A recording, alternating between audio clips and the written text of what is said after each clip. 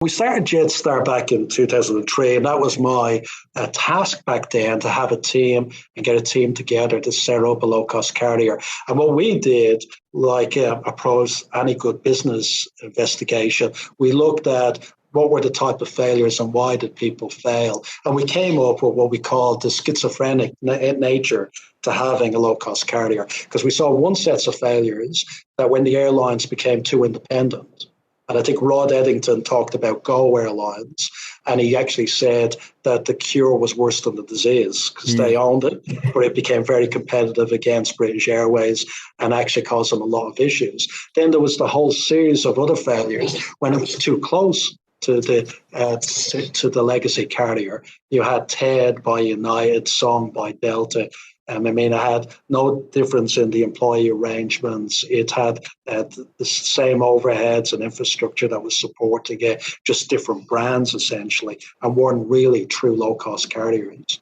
So what we decided is that it had to be real, very different. Jeff Dixon, who was running Qantas at the time, said you can't be based in Sydney, set it up somewhere else. You can pick any other city, so you'd have the separation. So we did. And we did everything independent pilots, cabin crew, independent supply of ground handling, engineering, everything. And it came under Virgin by 5% in cost base, which was our target. Now, Jetstar is 30% lower cost base than its major competitor here, which is amazing when you think that the rest of the world went the opposite way. There was no way that the rest of the legacy carriers were able to set up a low-cost carrier that was that efficient against the other low-cost carrier in the market. And then what we decided to do to stop the cure becoming worse than the disease, we coordinated a lot and made sure the brands were very differently on the network and on pricing and revenue management. But what that meant at the start is there were two separate route networks. A Qantas network and a Jetstar network, because we're with the potential cannibalization. Today, again before COVID-19, there were 40 routes where both carriers are on it, and they appeal to different segments of the markets because the brands evolved and developed very differently.